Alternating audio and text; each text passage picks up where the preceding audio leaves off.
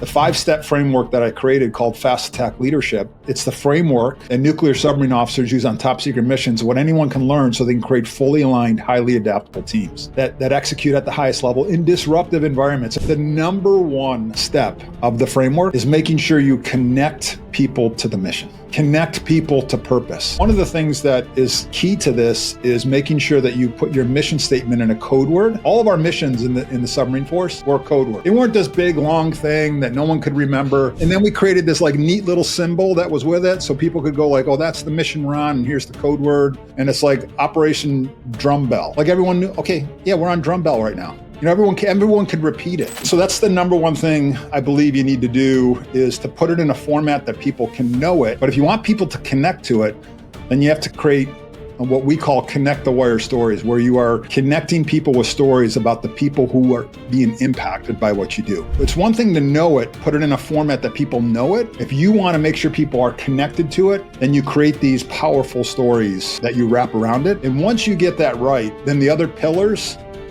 they all make sense.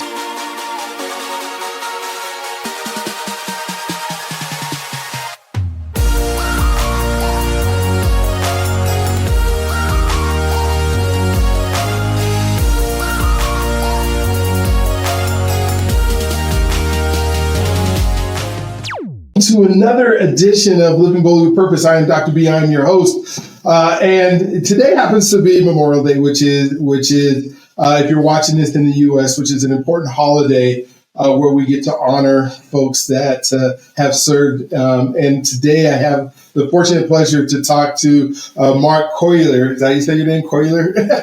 Kohler. Okay, kind of like the faucets, right? A little bit opposite. Yes. Gotcha. But just a massive. Something that I get intrigued about all the time, because I watch these. He happened to be part of a submarine force in the Navy, and he'll tell you a little bit about his story there. But every time I just watch one of the submarine movies, and I always think don't think I could have spent more than like 20 minutes in a submarine, because I would just get so claustrophobic. Or, I think it was, there's this show, DSV, it's like a fantasy show that's like in the future, and they got this really cool submarine. I'm even thinking I couldn't even have done that one, and that one's supposed to be this futuristic one. But what's kind of cool is, as we were talking before, when you think about leadership and you think about the things that we do to be better. This show is called Living Boldly with Purpose, and how do we find our purpose, and how do we know that we're doing it? And he was saying the amount of money that the Navy fed into him in order to be a leader.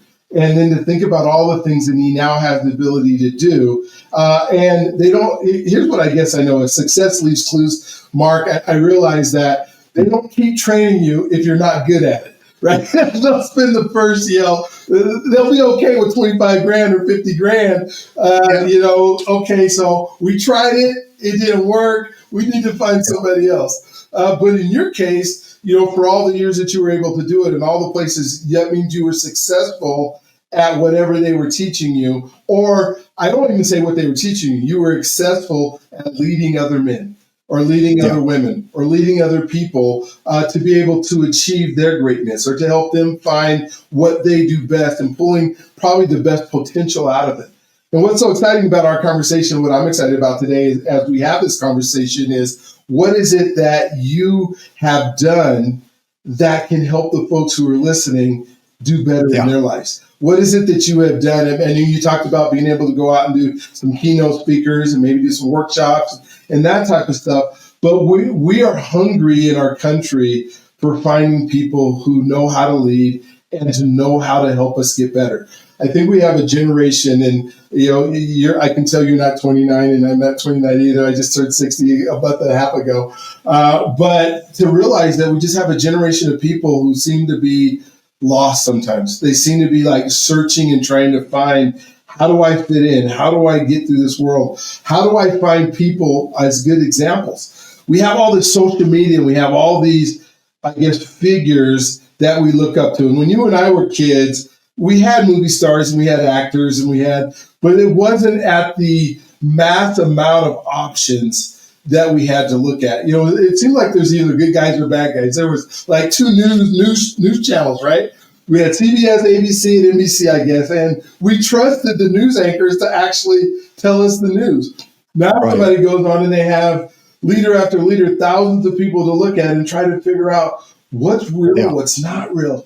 And so I've asked Mark to tell his story because I really want to know. I want to know, how can I help as many people as I can and grow into a place where we have a world that we want to be proud of, a world that we get to live in, a world that, moves forward, even though it's at a speed of light speed compared to, when we were little kids, or not little kids, when we were younger, we had like Star Trek, and that was like warp speed, and Scooby-Doo. We had Scooby-Doo and Star Trek. It was all made up stuff. I mean, it wasn't even. I remember when cell phones and stuff came out, like, what, we could actually talk to somebody, and we don't have to run home and be on that phone thing that had the cord on it that was connected. Everybody in your house heard your conversations. And so I want to have those conversations about what you're doing in your story. Another thing that super intrigues me, that I get to talk about on the show all the time, and we'll spend some time on this, is just, what does it mean to be a dad? What does it mean to be a parent? What does it mean to have kids grow up? I have 8 children myself that are all grown, and 16 grandkids now. And I know you're just kind of experienced your daughters and them being able to move out into the world, and what's that mean? But I really want to hear from you as a leader. What did that mean when you were talking to your kids, when you were imparting the things that you were learning, and still helping them figure out this world that we live in at the same time? So we'll start with your story. Thank you for being on today. Thank you for your service. Thank you for spending the time that you have with us today. And the floor is yours. Please tell us a little bit about Mark. Yeah, awesome. Well, thank you, Dr. B, and thanks for allowing me to be here. I was born in Rochester, New York, and one of the formative aspects that I had of my life growing up was that my mom and dad ran a hairdressing shop off the end of our house. Oh, really? Okay. So they had a lot of freedom that every single weekend in the summer we were camping, and every single weekend in the winter we were skiing. Wow. And so it was this tremendous experience that I had growing up, that my mom and dad were running a business. And so I got to see firsthand what it meant to run a business. Yeah. And all the freedom that it gave us. But also, when the recession hit in the 70s, people wouldn't come and get their haircut every 2 weeks. They'd come every 6 weeks. And so I saw them have to deal with, how do I make a shift and adjust and change, and all the pressures that come with that. I think that was one of the really formative times in my life. And so that was one thing. Other thing was, when I was 16 years old, I got the opportunity to go to Germany and be an exchange student for a year. Oh, cool. And this was really, really powerful because I went to the town that my father was born in. Really? I went to his high school, and I played soccer in the club that he played in. And it was so, so powerful, Dr. B, because, I got to see the United States from the outside. And, the famous saying is, it's hard to tell what the label on the bottle looks like when you're sitting inside of the bottle. And so when I think back on that time, I think back on, I was able to really appreciate the United States in a way that I'd never appreciated before. And when I came back, I think that is one of the things that really drove me to want to serve. And I initially applied to be in the Air Force Academy. I missed all the recommendations that you have to get from congressmen or senators. And I just went to school in State University of New York at Fredonia, and I decided to study physics. In 1986, there's this little known movie that came out. You probably heard of it. It's called Top Gun. Yeah, I just watched it last week. I watched both of them. Top Gun and Top Gun. Yes, I watched. Yeah. So I saw it 3 times in 3 days. And on the 4th day, I was in the recruiting office in Buffalo, New York. Wow. Love it. And I go through all the tests that day. And I'm sitting in the recruiting office at the end of the day, and the recruiter comes out. He's all happy. Wow, you did great. You passed all these tests, but there's one that you didn't pass. And I was like, am I colorblind? Did I not see the horizon right or something? And he said, no. He said, your thigh bone's 3/8 of an inch too long to sit in a jet. What? Now, hard to tell this, Dr. B. I'm 6'5". Okay, gotcha. Okay. Yeah. Yeah, and these things on Zoom, we can't tell how tall. Yeah, yeah. But my thigh bone was too long. I got it down to within 1/8 of an inch, and I got disqualified. Wow. So as I'm leaving the recruiting office, and I mean, I was crushed. I mean, I was going to be, you want to be an I was going to be Goose, and then I was going to have a hot chick on the back of a bike, and all that stuff was gone. Yeah. It's going to land on a carrier, all of that stuff. And as I was leaving the recruiting office, the recruiter must need like one more recruit that month. He's like, what about SEAL team? I was like, no. He goes, what about helicopter pilot? I was like, no. He said, what about elite nuclear submarine force? And I think elite, my head turned around. I go, send me some stuff on it. Oh my gosh. And so he sent me some information on it. And after getting over the disappointment, I started looking at it, and I was a combination of intrigued, but also very intimidated. The program is extremely hard. It's a very, very hard engineering program, and only second to MIT in the world for an engineering program. Okay. And so I decided, I said, hey, I think I want to challenge myself. And so that's what I did. I signed up at the top, right? Yeah. I was like, hey, I'm gonna go in the nuclear submarine force, and I went through the entire first 2 years. First 2 years of training, everyone doesn't really understand this, is on land. And there is a 70% dropout rate. So earlier when you were talking about, hey, they invest a certain amount of money in you, but then they don't keep investing. It was very brutal because, the life and death situations that you're going to be involved in. Of course. I have to tell you, when I got to the submarine, I was cursing the recruiter because, I'm 6'5", and there's not a lot of places to stand. I'm trying to think, like, they probably don't build them for 6'5" people. No. They build them for like the average height, and then maybe a little bit of room afterwards, right? Yeah. So it was a really interesting quote unquote experience. But I look back on it now, and I was 23 years old, leading 110 people. Yeah. When I was 25 years old, I was leading us on missions critical to national security. It's a $3 billion piece of equipment right now. We were underneath the surface of the ocean 10 months of the year. Average age of the crew is 23 years old. Really? Operating the most advanced technology in the world. And here's an interesting point, is that the 130 crew members that are on board a current nuclear submarine made up of 30 millennials leading 100 Gen Z. Wow. There's no baby boomers, no Gen X on board. Wow. And there's not just one of those out there 24 hours a day, 365 days a year. There's 50 of them out there. Wow. There's 50 of them out there right now. Wow. And so the framework that I was exposed to was extremely powerful to handle stressful situations over an extended period of time. Yeah. Also built to help young people to thrive. And this is really important for all the listeners who are out there, if you're leading businesses, is that in the next 5 years, 82% of our workforce is going to be Gen Y and Gen Z. Yeah. So the framework I was exposed to, really powerful. One final piece about the framework is that it's built to handle 33% turnover every year. Really? So 1/3 of the people are going to be gone every year.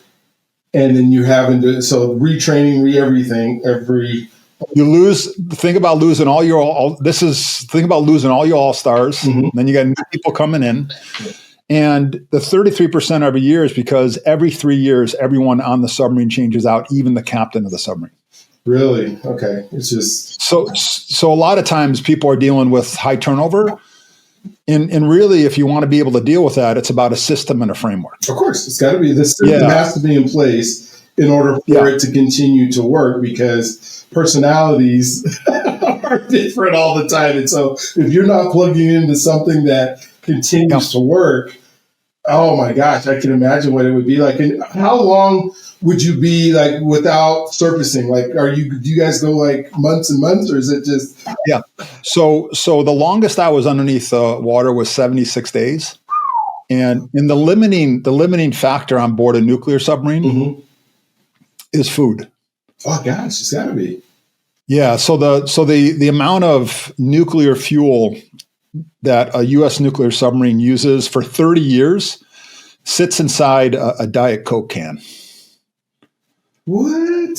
Yeah. So the submarine could be underwater for 30 years straight. It could be. The limiting factor is the food that the humans have to consume. Yeah. Yeah. Yeah. So it was this unbelievable, culture and framework that I was exposed to. Mm-hmm. And, we always wanted to try to complete our missions. And that was really important for us to do. But if we wanted to complete our missions, it was about having a framework and a system that we could all live in and operate in dynamically changing disruptive environments. And so I loved, Dr. B, I loved everything about that. Okay. The motto of the U.S. Nuclear Submarine Force is either we all come to the surface or no one does. No one does. Wow. Yeah. Okay. And when I look back on that now, I think back that was more than just physically coming to the surface. That meant that if we had 130 crew members and 12 people weren't qualifying or reaching their full potential, it was incumbent upon the rest of us to make sure that they had everything that they needed so they could be successful. And so it was a really, really powerful framework that we were able to have. And then also we were fused together with the most advanced technology in the world. Mm-hmm. So everyone's grappling right now with how do I integrate AI and what is the human's role in AI? We had to process 30 billion pieces of sound every second. And, you watch, Hunt for Red October and you're like, oh, Jonesy is listening to the, and Jonesy wouldn't be able to do that unless literally 99.9% of the sound was taken out and being analyzed. And then what was left over were the sounds that he needed to really listen to. And so it was this unbelievable 10 months, and we were underneath the surface of the ocean 10 months of every year. We'd go out for 76 days, load up with more food for 2 days, go back out. And it was it's a 300-foot cold steel tube, completely isolated from loved ones, no sunlight, no fresh air. And so it was this high pressure environment, not only on the outside of the hull. Imagine 60 elephants on the top of the hood of your car. Mm-hmm. That was the pressure that was on the outside of the hull of a submarine. But the pressure inside the submarine was very high too, because within a minute, we were always, crushed, only a minute away from crush depth. And so it was always this, well, what's going to happen? And it turned out, if you were to boil everything down to, it was all about readiness. Mm-hmm. It was all about individual readiness.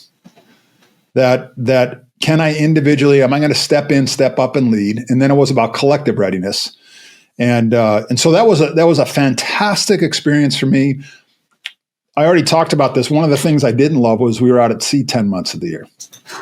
And I was harking back to my time growing up when my mom and dad were always home. And they were working really hard, but they were able to do things. And I saw people missing the birth of their daughter. I saw them missing key moments in life. And at that time I was single. I just, it wasn't in me to do that. So I got out after 8 years. Okay. And I joined, I went to Honeywell.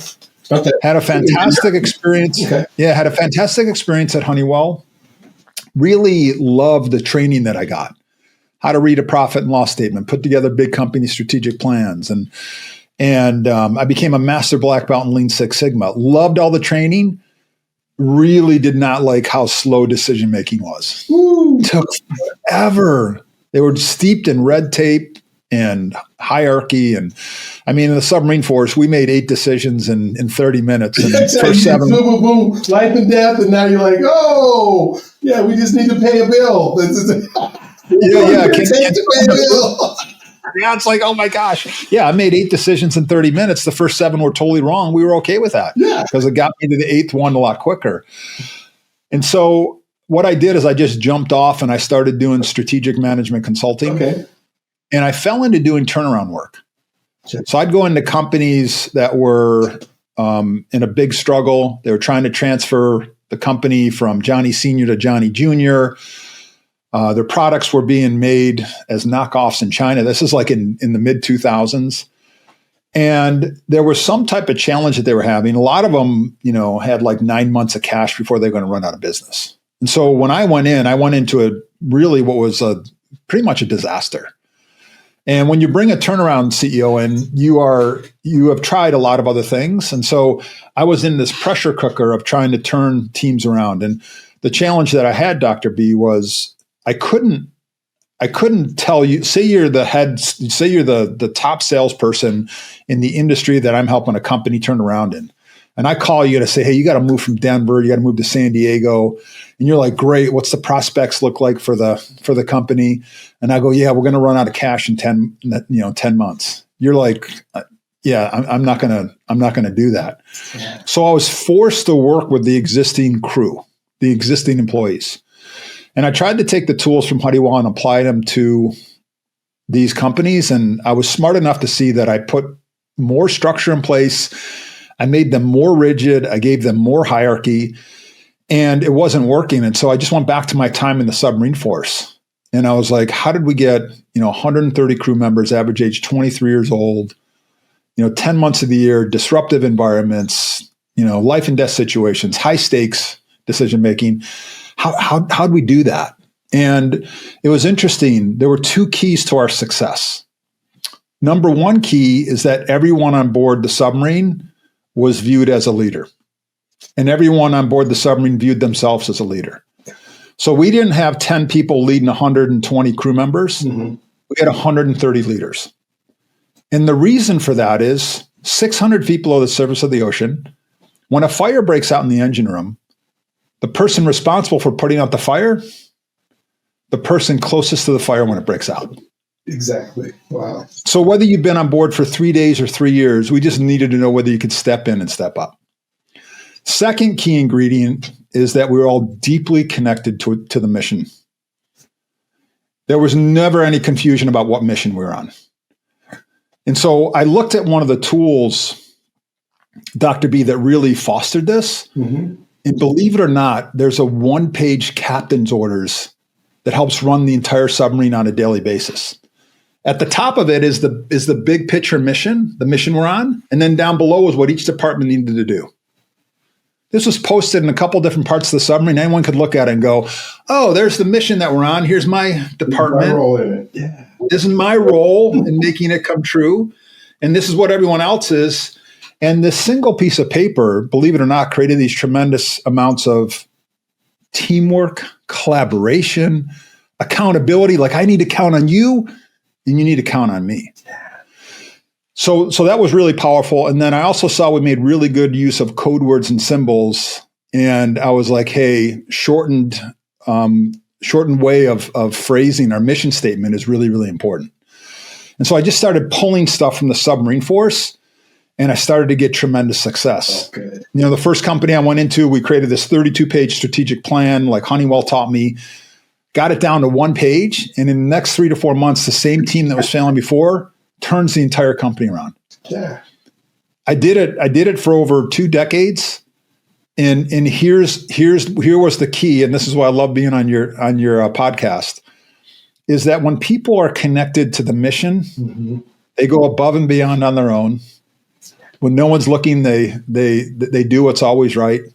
You get that extra energy. And so it was really about connecting people to the mission. And the 5-step framework that I created called Fast Attack Leadership is it's the framework that nuclear submarine officers use on top secret missions, what anyone can learn so they can create fully aligned, highly adaptable teams that execute at the highest level in disruptive environments. And what is everyone trying to operate in right now? Yeah. The number one step of the framework is making sure you connect people to the mission. We overlook this. Yeah, connect people to purpose. And we have a bunch of free resources on our site. I know you'll have links to all that stuff. But one of the things that is key to this is making sure that you put your mission statement in a code word. All of our missions in the submarine force were a code word. They weren't this big long thing that no one could remember, right? And then we created this like neat little symbol that was with it, so people could go like, "Oh, that's the mission we're on, and here's the code word," and it's like Operation Drum Bell. Like everyone knew, okay, yeah, we're on Drum Bell right now. Everyone could repeat it. Mm-hmm. And so that's the number one thing I believe you need to do is to put it in a format that people can know it. But if you want people to connect to it, then you have to create what we call connect the wire stories, where you are connecting people with stories about the people who are being impacted by what you do. Once you do that, then it's one thing to know it, put it in a format that people know it. If you want to make sure people are connected to it, like their heart, then you create these powerful stories that you wrap around it. And once you get that right, then the other pillars, they all make sense. And so that was, for me, it was amazing to see how I was able to leverage that experience that I had in the submarine force, and always go in and because of it, I started a company called Lead with Purpose. Okay, love it. Yeah. Created a company called Lead with Purpose, where we help people lead more purposeful and inspiring lives. The first step is make sure you find your purpose. And then we also started a company called Family with Purpose. Okay. And it's about helping families find their family's purpose and their family values. And we can talk about that. But that's pretty much my journey as I was doing all of this. I moved to when I moved to San Diego, my parents were like, "When you coming home back to Rochester?" And I said, probably in the next lifetime as a mosquito, because that's where mosquitoes go during the summer. And they've been out. They understand what San Diego is, and so put a stake in the ground here. And my wife and I, we've been living in North County, San Diego, for the past 30 years. We've raised three daughters, and we can talk about that too, of dad and everything. But I just threw up on everyone, but I just thought I'd open. This is so good, man. I'm enjoying so much. Well, because I have some questions now that will lead to this. And one is, when I think about, I always ask people about identity and what identity do you have to be able to move forward. And with that, relationships, for you to be able to be on a submarine and be a leader and command folks, and then that identity shifts a little bit when you go to Honeywell, because people they're not connected to the mission, right? They're not connected to the purpose. Did that change your identity at first before you figured it out? I mean, how do you help people in this thing where, who am I and where do I need to move forward with? I mean, yeah, that was really hard, because in the submarine force, when we said we're going to get underway at 1300, which is, 1 o'clock in the afternoon, we didn't get underway at 12:59. We didn't get underway at 1301. We got underway at 1300. And so the commitment to the mission and the time was at its highest level. Now, when I first went to Honeywell, this was a struggle for me. I remember one gentleman saying, "Hey," it was Monday. He said, "I'll get you the information you need by Wednesday. You can work on the proposal and we'll get it back out to the client on Friday."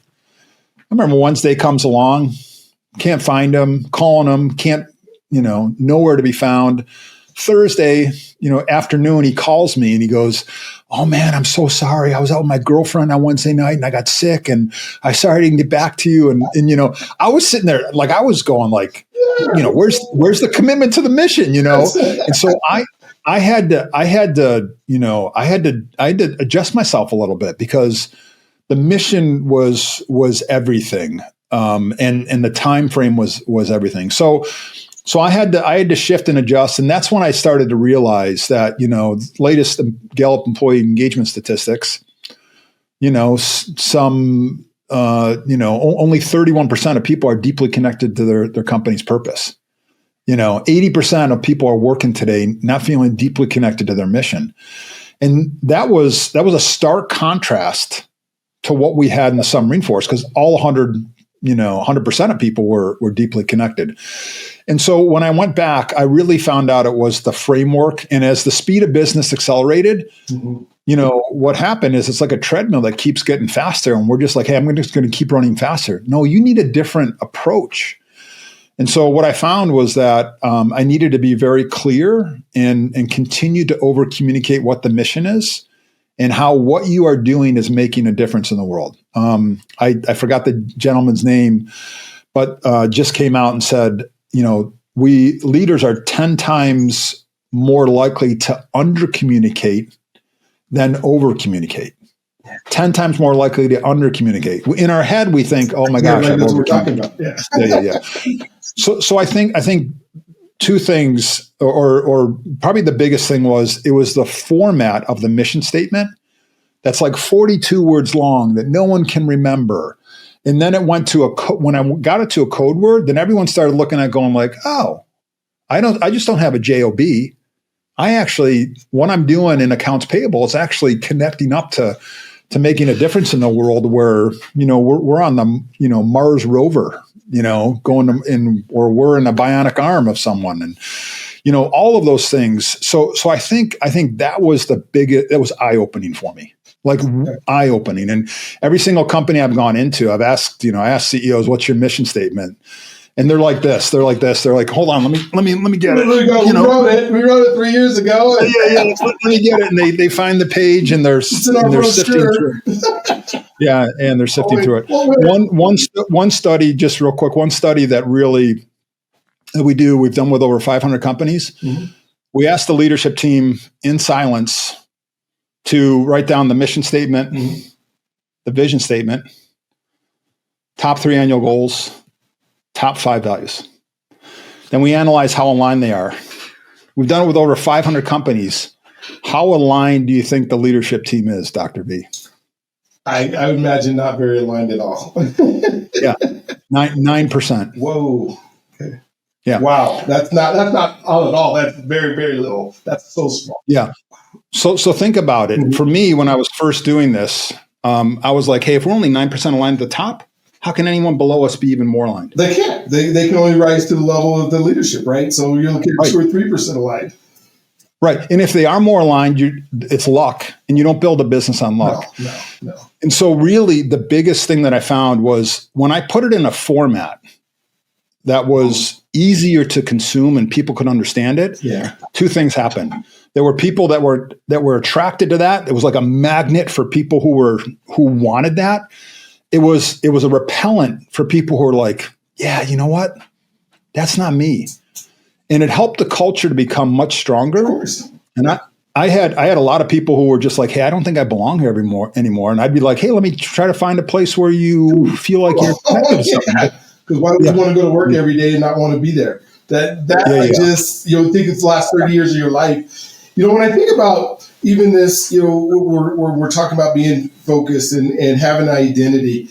And, people today would say, well, I know I'm not going to be at a company very long, so I'm just here for the short term, which means I really don't have to be connected. I don't have to be aligned because I'm only here just to fulfill a short purpose or a short matter.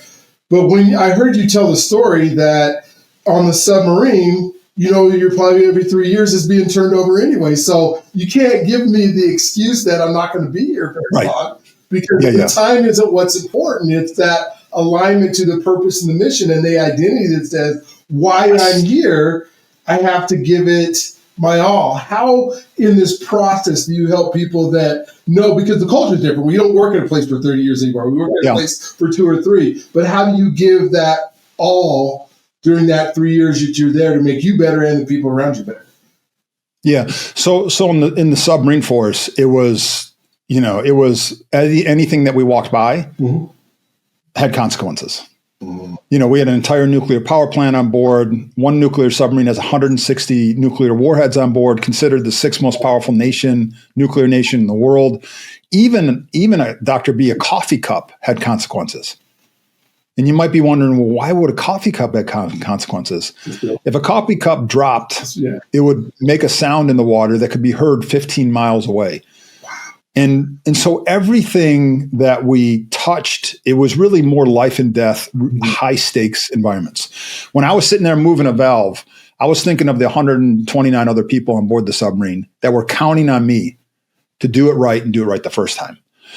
When I take a look at what's happening today, and you brought this up earlier with like Gen Y and Gen Z, when people tell me like, hey, I don't understand Gen Y and Gen Z, they're lazy and all stuff, I'm like, man, they're the most powerful part of our workforce. They just want to be talked to a little bit differently. Mm-hmm, mm-hmm. They want to be connected to mission. They don't want to come to a company and they go like, hey, you wait to become a leader. And so people have to shift their mindset, just like in the submarine force that we had 130 leaders on board the submarine.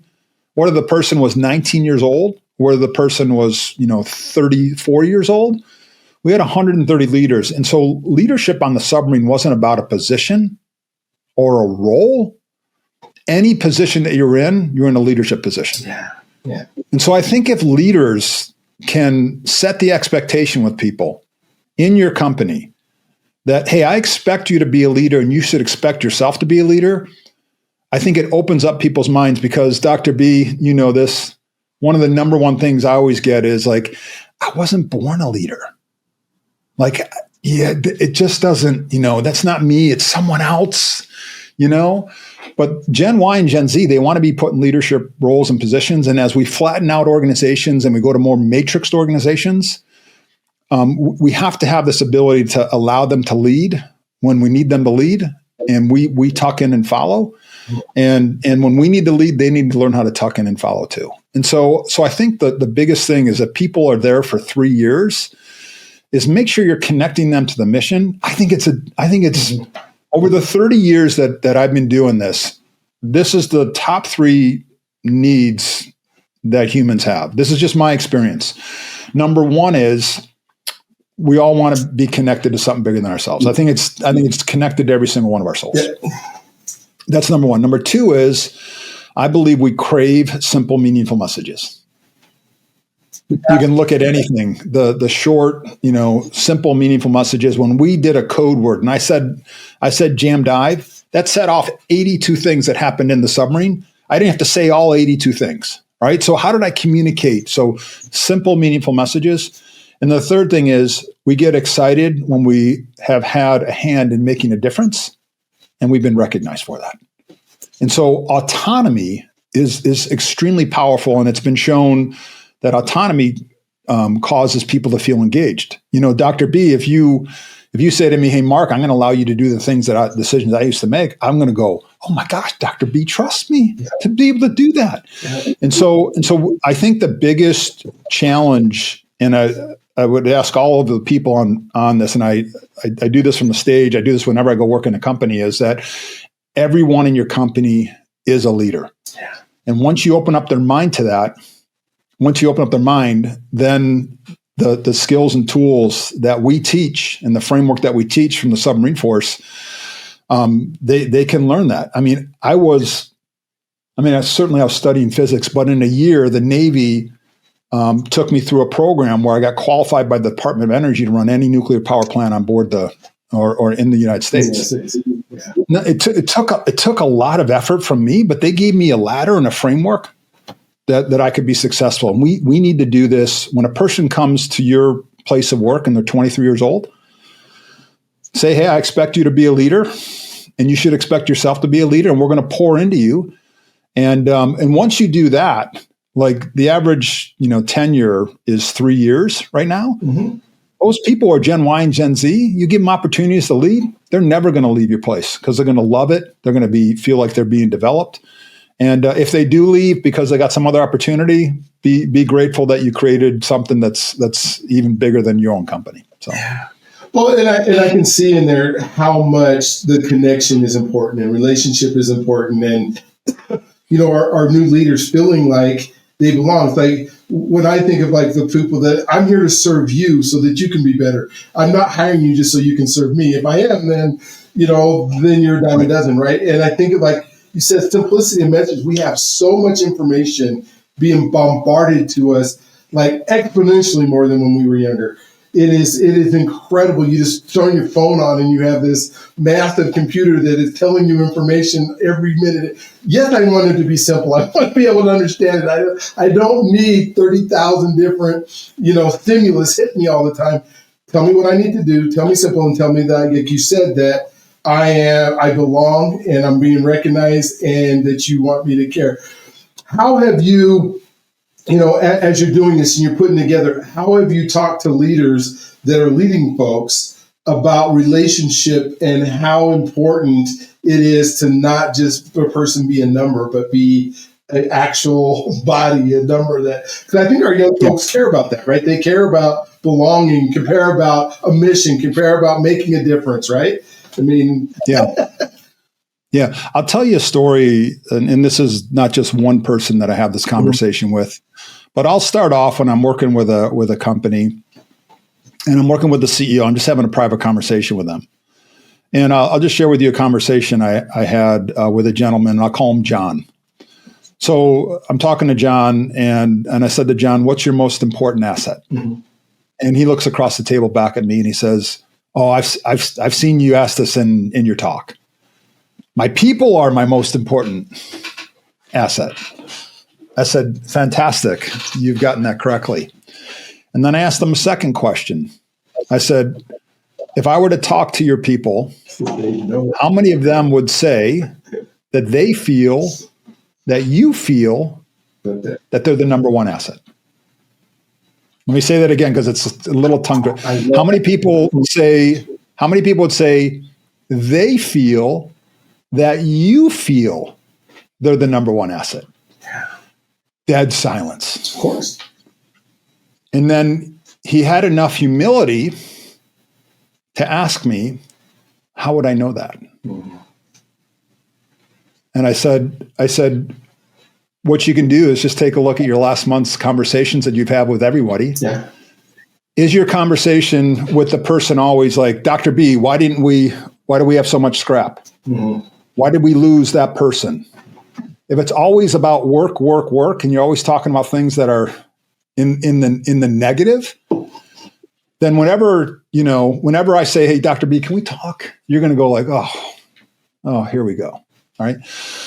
So I think questions in and around, how's your spouse doing? Yeah. How are your kids doing? Yeah. Hey, I'm a Buffalo Bills fan. Hey, we lost the Kansas City Chiefs. All of those other things. So you just have to monitor your own conversations. And, I think leaders are getting really good at this, really good at doing one-on-ones. So are you doing at least monthly? Are you doing a 20 to 25 minute one-on-one? And I would just tell you can go look online for all the questions, but they're really simple. How is this last month? How are you doing personally, family, and business? 1 to 10. Yeah. How's last time we talked about your spouse was going to get checked for something. How's that? Are there things that I can help you with? Or what do you see as the biggest challenges? All big open-ended questions. Here's the key. You did a great one-on-one if 90% of the time they are talking while you are listening. You're listening, 2 ears, 1 mouth, right? One mouth. Yeah. God gave us 2 ears and 1 mouth. And then everyone always says, "Well, how do I do that?" Just there's 22 questions you can ask, big open-ended questions, and allow it to be really about them. So I think that first question though is people always say, "Oh, my people are my most important asset." Mm-hmm. And then so ask yourself that question: how many of them would feel that you feel that they're number one? Yeah. One of the things that I can tell that you worked on you have spent some time making sure that you're better so that you could be better for other folks. And it comes out in just who you are and more about you. For a person, people ask me this all the time: how much time should I spend on working on me so that I can be better compared to all the other distractions and entertainment and all the things that we do in our lives? For you, did you have a formula that just says, "Hey, I got to read. I got to do this. I got to know before I can help others"? Give me that. What's that like? Yeah. So like I'm like a huge reader. I'm reading Meditations, by Marcus Aurelius. I'm reading Thunder Below by, Submarine Force. I got Atomic Habits. We just started reading. So I used to not read. Dr. B, if I were a 5-year-old kid, I'd probably be diagnosed with like high levels of ADD. And, I just couldn't read, So I think what's important, when I was in the Submarine Force, we learned 15 minutes every single day. Okay. Every single day. And so one of the things that we put into our framework is that you should be having a daily meeting where everybody in your company every single day should be in a daily 15-minute meeting. And in that meeting, you are reading a book. And as an example, you might read The 7 Habits of Highly Effective People. And you don't read an entire chapter. You read like 6 pages. And then what you do is you consume those 6 pages, you stop, and then the next day you read the next 6 pages, and that's called micro-learning. And it's through that micro-learning, that consistent habit of micro-learning, that's really important. Here's the important piece of this. When you're running a daily 15-minute meeting, if we have 6 people in the meeting, if you're the leader of the company and I'm part of the leadership team, you don't run the meeting every single day. We rotate the meeting leader. And so what that does is that teaches a person how to run the meeting. And it shows them that, hey, I can lead this, and then Dr. B is gonna follow. But then when Dr. B leads it, he knows that I'm going to follow him too. It creates these tremendous bonds. And then, you might read the 6 pages and you might get something different out of than I got it. And I go, wow, that's how Dr. B thinks. And so I think it's the consistency of that daily 15-minute meeting. And then I'm always doing research, just really, really every single day, but at least 15 minutes every single day. If you set that time aside, that'll compound compounds over. What about you? What do you do? Yeah, thank you for asking. I was just remembering last time I ran some homeless services organizations, and I would have my leaders. We did the Maxwell 21 Irrefutable Laws of Leadership, and I would do weekly, and we would do I would have them teach one of the lessons. Like, hey, I figured it out. But I've come to the belief for myself that about 30% of my time should be working on me to be better. Whether it's whether I'm watching YouTube videos every single morning while I'm on my walk, and whether I'm in my prayer time, whether I'm in my, just talking to other folks and learning, whether I'm reading. I have a thing for me. I say, unless I've done my personal development, I don't get to watch entertainment. I don't get to be distracted by, you're watching somebody else's success. Dancing with the Stars. Come on, tell us. Yeah, man, I don't get it. Now, I'm not saying I don't enjoy it. We went to a Sting concert last week, and so it was wonderful. Yeah. It was great, but I had my day is consumed with how do I learn more? Like this podcast, to me, I think I'm the luckiest person on the planet when I do these because I get to learn from you, right? I get an hour worth of time learning something I didn't know about leadership or whatever it is. And so I get to take that away with each of the guests that I have. And so, it's just so important that I don't think enough of us have figured out how not to be distracted with all the distractions that are there. Have you found the secret on that yet? Or? Well, no, I would say if I really look at my time, I would say it's about the same too. Okay. It's 25% of my day. Mm-hmm. There's some days though where it's a 14-hour day and I didn't get any training in. Yeah. But I did get that 15 minutes in because I have to pause, and it's with my team. It's my check-in and all of that. So I would say, leaders are learners, and it's about reading. It's about looking, watching YouTube videos, listening to podcasts that really help. And anything that I can do, until I leave this earth, I'll be listening to someone's podcast or reading a book. Yeah. And so I went to, I had Dave Horsager on my show not too long ago, and he's a big trust leadership guy. He's I guess one of the authorities in the world on trust and leading with trust and how important trust is and being able to trust people. And it's hard to move forward if you can't trust the people that you're around. And I'm sure in these organizations, as you've been, helping them grow and learn, that trust comes up. How do you help them not only understand trust, but be able to trust their folks?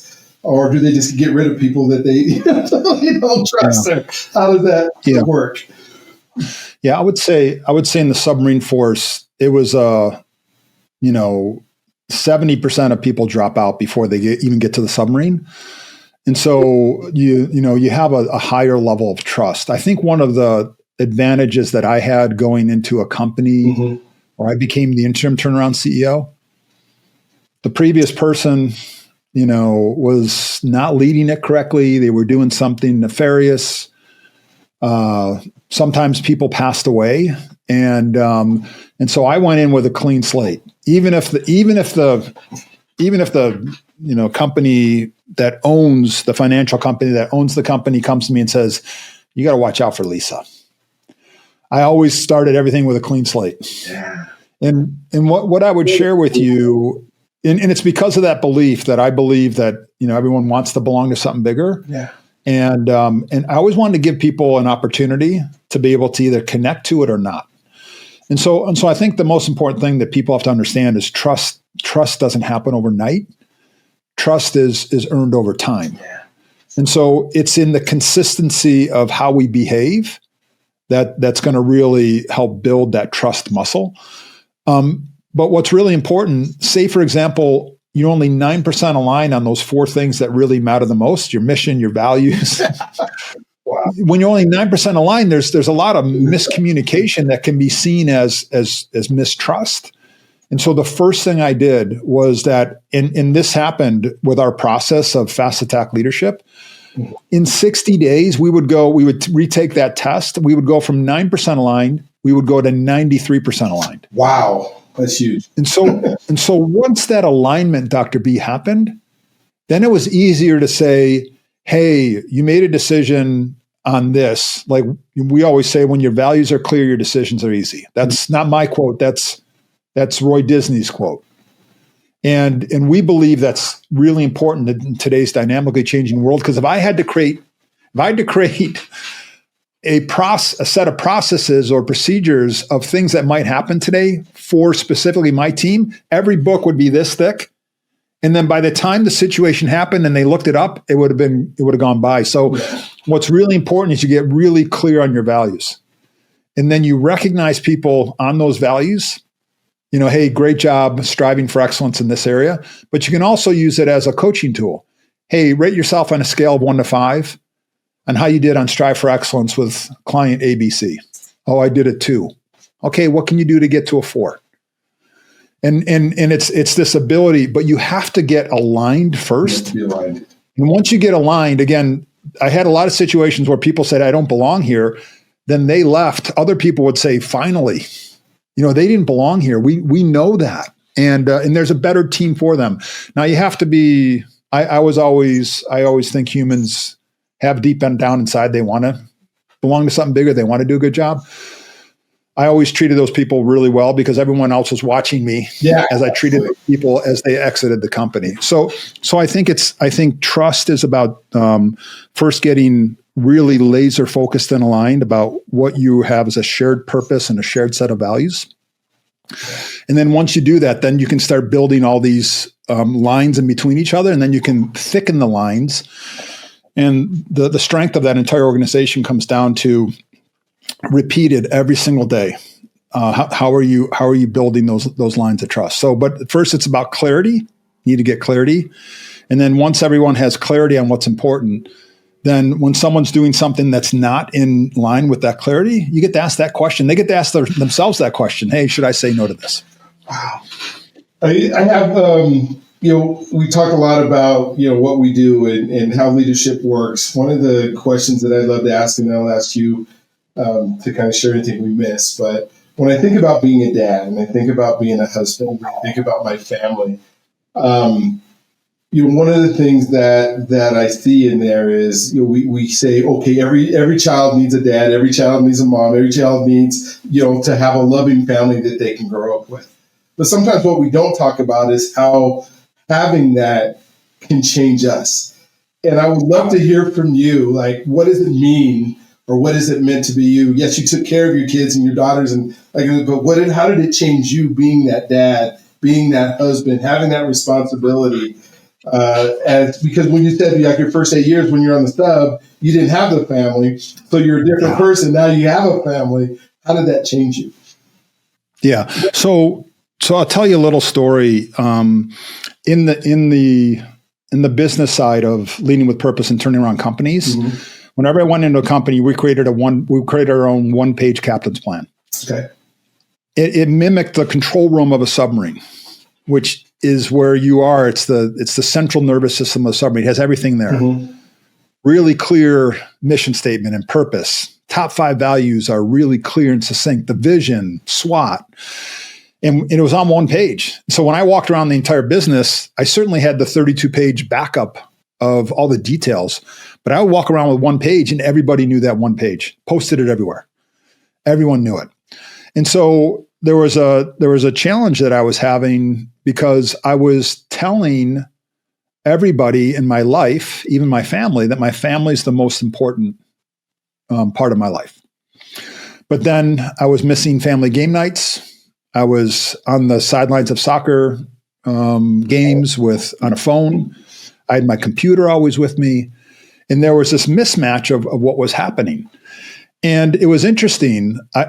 It came down to a point where my wife, about 10 years into our marriage, I missed another game night again. And she came to me and said, "Hey, you missed a game night." I go, "Yeah, I'll get better. I'll get better at it."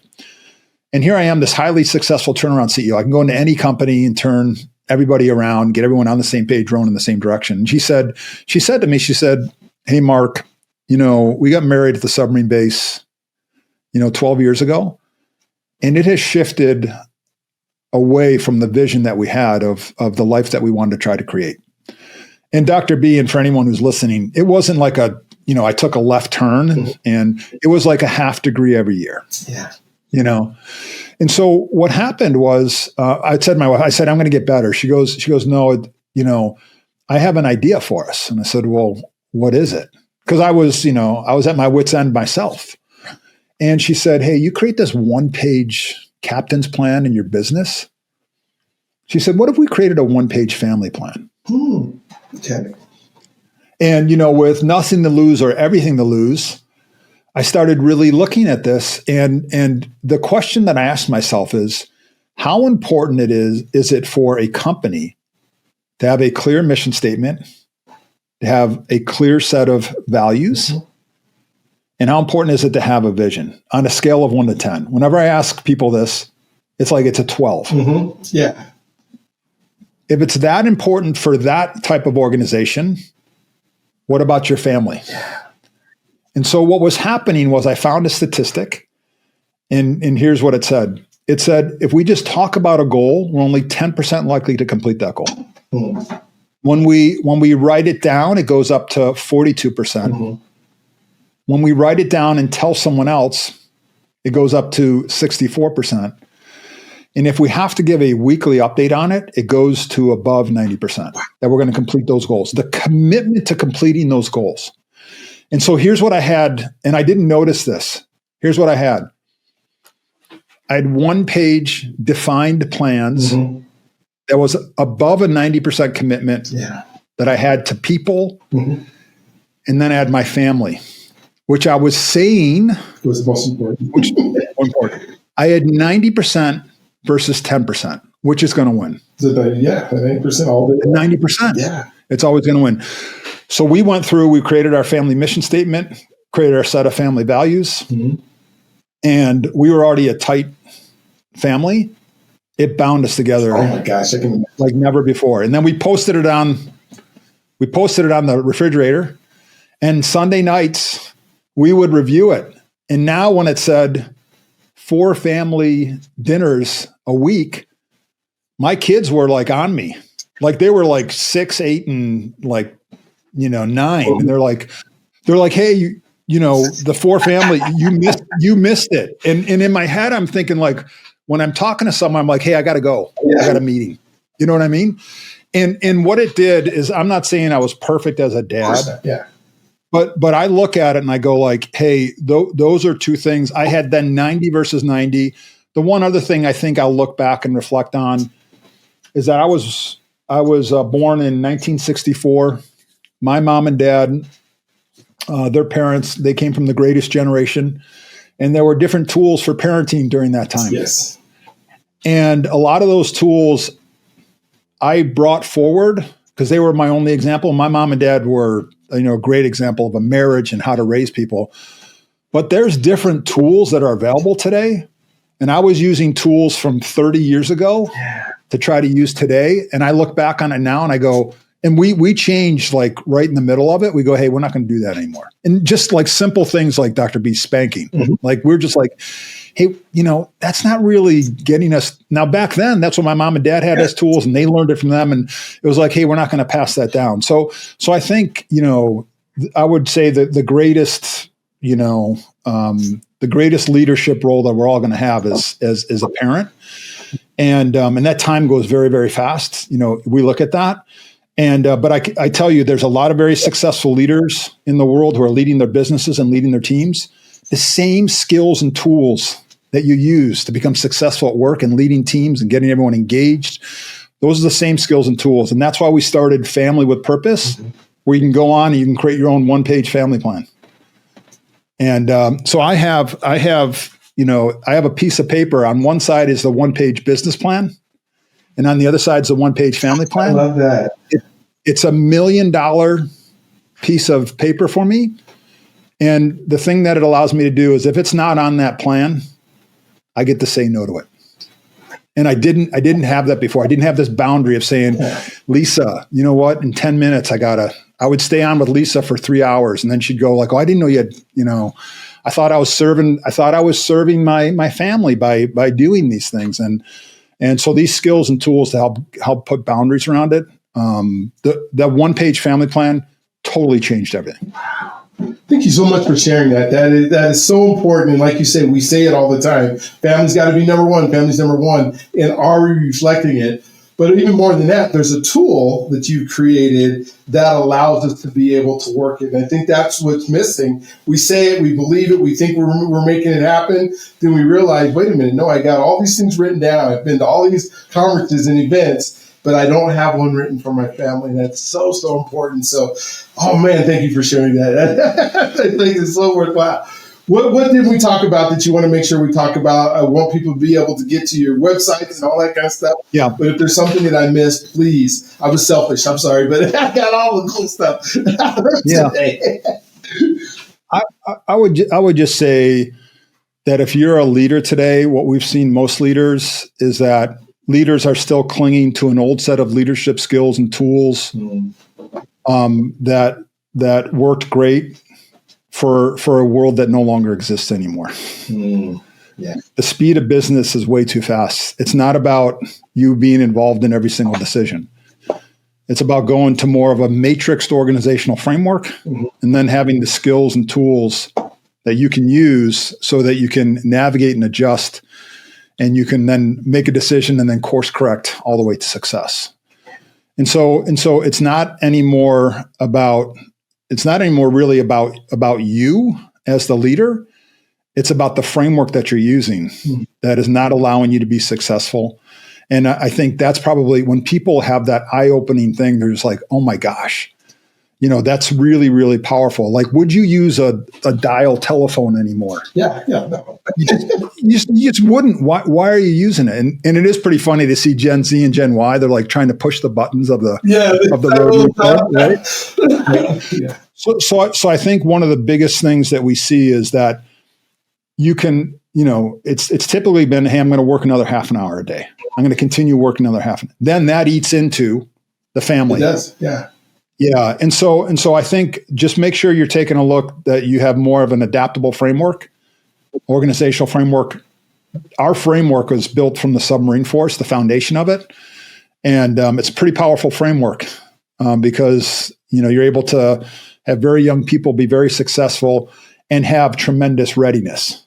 You're building your company for readiness, individual readiness and collective readiness. So I think that's probably the biggest thing, is to make sure you're taking a look at your framework and make sure it's more agile and more adaptable. I think that's probably the biggest thing I'd give as advice. Cool. And how do they get a hold of you? How do they get to your website? I mean, I'll put the links and stuff down, but I'll go ahead and say. Yeah, so you can go to leadwithpurpose.com. We have a ton of free resources that are there. You can actually put together a one-page captain's plan for your business, a free one.